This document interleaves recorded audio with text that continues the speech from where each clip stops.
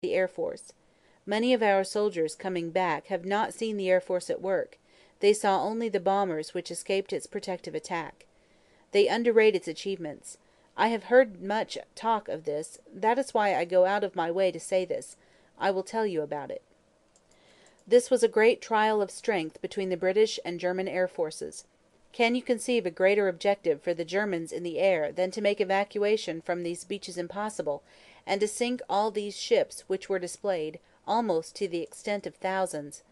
Could there have been an objective of greater military importance and significance for the whole purpose of the war than this? They tried hard, and they were beaten back. They were frustrated in their task. We got the army away, and they have paid fourfold for any losses which they have inflicted. Very large formations of German aeroplanes, and we know that they are a very brave race, have turned on several occasions from the attack of 1/4 of their number of the Royal Air Force, and have dispersed in different directions. 12 aeroplanes have been hunted by 2. One aeroplane was driven into the water and cast away by the mere charge of a British aeroplane which had no more ammunition. All of our types, the Hurricane, the Spitfire, and the new Defiant, and all our pilots have been vindicated as superior to what they have at present to face. When we consider how much greater would be our advantage in defending the air above this island against an overseas attack, I must say that I find in these facts a sure basis upon which practical and reassuring thoughts may rest. I will pay my tribute to these young airmen. The great French army was very largely, for the time being, cast back and disturbed by the onrush of a few thousands of armoured vehicles. May it not also be that the cause of civilization itself will be defended by the skill and devotion of a few thousand airmen? There never has been, I suppose, in all the world, in all the history of war, such an opportunity for youth. The Knights of the Round Table, the Crusaders, all fall back into the past, not only distant but prosaic. These young men, going forth every morn to guard their native land and all that we stand for, holding in their hands these instruments of colossal and shattering power, of whom it may be said that every morn brought forth a noble chance, and every chance brought forth a noble knight, deserve our gratitude, as do all the brave men who, in so many ways and on so many occasions, are ready, and continue ready, to give life and all for their native land. I return to the army. In the long series of very fierce battles, now on this front, now on that, fighting on 3 fronts at once, battles fought by 2 or 3 divisions against an equal or somewhat larger number of the enemy, and fought fiercely on some of the old grounds that so many of us knew so well, in these battles our losses in men have exceeded 30,000 killed, wounded, and missing. I take occasion to express the sympathy of the House to all who have suffered bereavement, or who are still anxious. The President of the Board of Trade, Sir Andrew Duncan, is not here today. His son has been killed, and many in the House have felt the pangs of affliction in the sharpest form. But I will say this about the missing. We have had a large number of wounded come home safely to this country, but I would say about the missing that there may be some very many reported missing who will come back home, some day, in one way or another. In the confusion of this fight it is inevitable that many have been left in positions where honour required no further resistance from them. Against this loss of over 30,000 men, we can set a far heavier loss certainly inflicted upon the enemy. But our losses in material are enormous.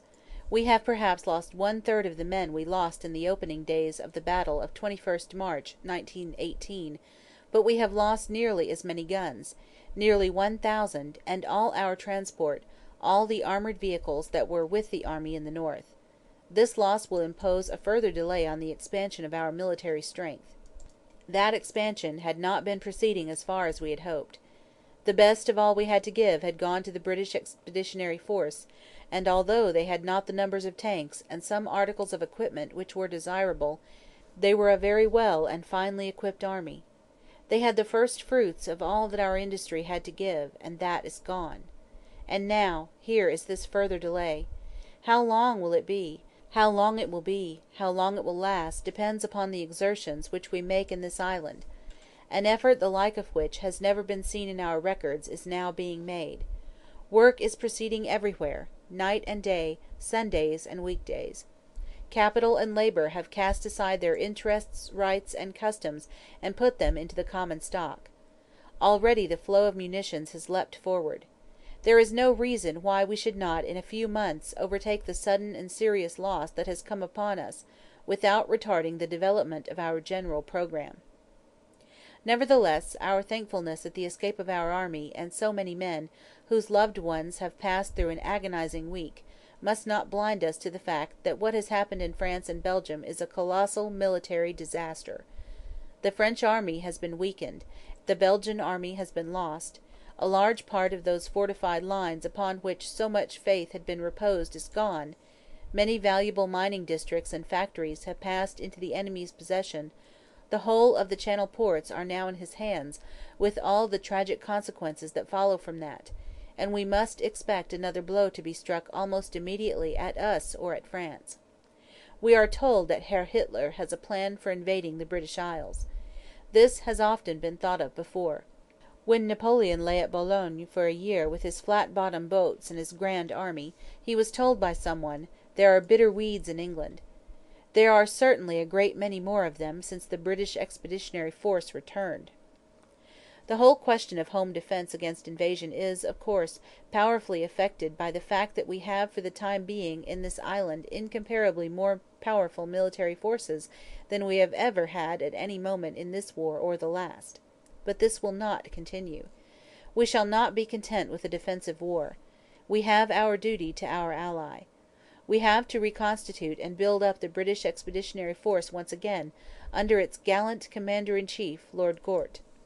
All this is in train, but in the interval we must put our defences in this island into such a high state of organization that the fewest possible numbers will be required to give effective security, and that the largest possible potential of offensive effort may be realized.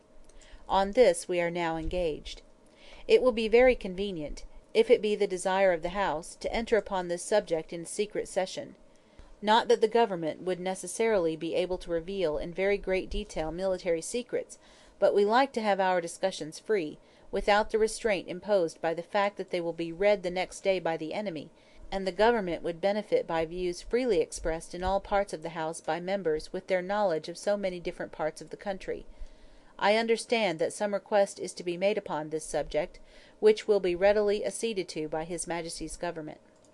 We have found it necessary to take measures of increasing stringency, not only against enemy aliens and suspicious characters of other nationalities, but also against British subjects who may become a danger or a nuisance should the war be transported to the United Kingdom.